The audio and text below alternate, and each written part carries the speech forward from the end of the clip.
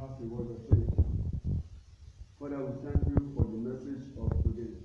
I pray that the message will profit us and will also push us to the world road to do the work in Jesus' name. I pray. Amen. This is the 8th edition of Christ Army for the End Time. Last week we dwelt on the 6 characteristics of God's army. We said that the army of God are kingdom addicted people. So this week we want to see the 7th characteristics of God's army, which says the army of God are those who risk their lives or who can risk their lives for the name of God. Let us see the book of Apostles, chapter 15, from verse 25 to 26. It seemed good unto us, being assembled with one accord, to send chosen men unto you with one beloved Barnabas and Paul, men that have hazarded their lives for the name of our Lord Jesus Christ. We are told here that Paul and Barnabas, they are two powerful men of God that hazarded their lives for the work of God.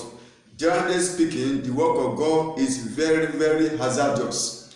This is the truth you and I must embrace if we want to do much for God. It is my prayer that God will help us to do much for Him in Jesus' name. So the work of God is very, very hazardous. Let us see the following people.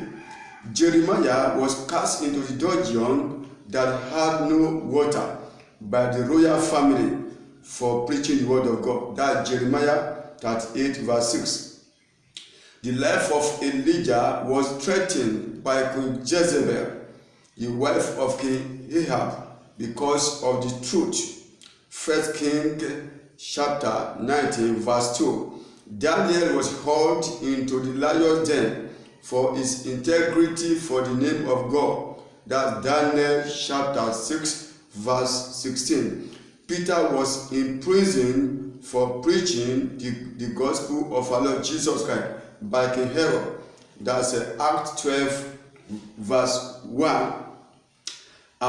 We must be ready to face the hazards of the work if we mean business with God. So you and I must mean business with God. So that shows that we must be ready to face the hazards of the work.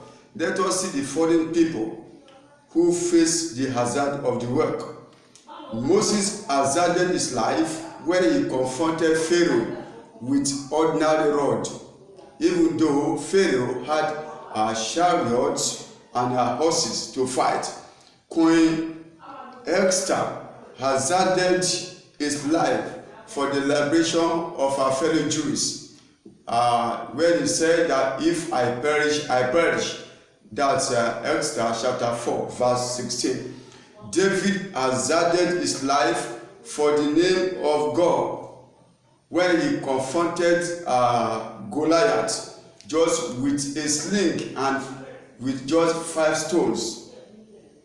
So at the end of the day, these people did not die, did not perish. Even the founding fathers of our church, the Gospel Faith Mission International, they too hazarded their lives to spread the gospel. So these people did not die. So this is our consolation.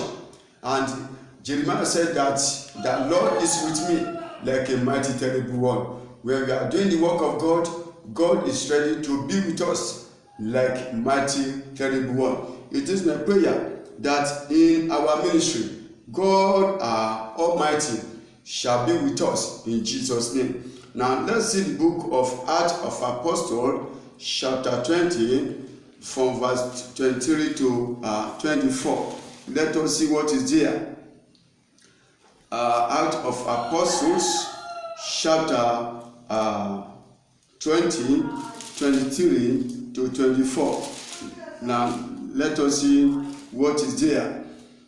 Hallelujah. Hallelujah. Save that the Holy Ghost witness in every city, saying that bonds and affliction abide me, but none of these things move me. That was Paul. But none of these things move me, neither count I my life dear unto myself, so that I might finish my course with joy, and the ministry which I have received of the Lord Jesus, to testify the gospel of the grace of God.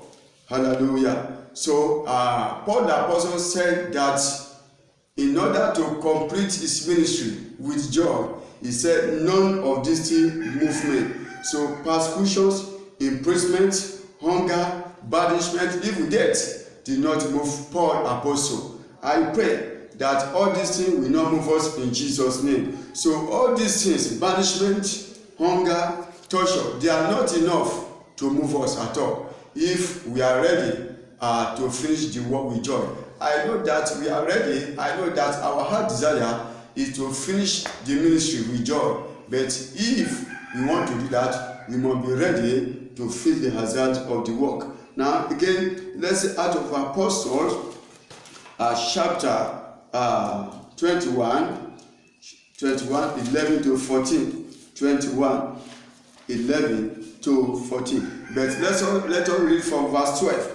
And when he heard this thing, both we and they of that place besought him not to go up to Jerusalem. Then Paul answered, what mean ye to weep and to break my heart? For I am ready not to be bound only, but also to die at Jerusalem for the name of the Lord Jesus, my God. We know the story very well. A prophecy came that if Paul went to Jerusalem, he will be banned, will be tortured. And he was told. And they decided to persuade him. But he said, look, you cannot persuade me. I am ready to go there.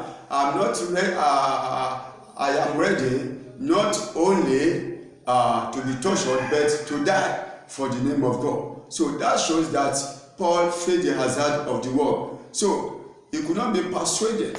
He felt the hazard. At the end of the day, he went to Rome. And though he was tortured, at the end of the day, he suffered martyrdom. He was beheaded. But before the head was off, the whole room was filled with the gospel of our Lord Jesus Christ. I love that. It is the desire of God that every city, every village where we are should be filled with the gospel of the Lord. But we must be ready to feel the hazard of the work. It is my prayer that God Almighty will help us to do that in Jesus' name. So these are the characteristics of God's army. They are ready to risk their lives for the work of God. Let me pray for you. Lord, I pray for these people. They have heard your word, how Paul and others hazarded their life. Father, I pray, O God, that Holy Ghost will help us, O God, to face the work in the name of Jesus, with hazard, with courage and boldness in the name of Jesus. Thank you, Father.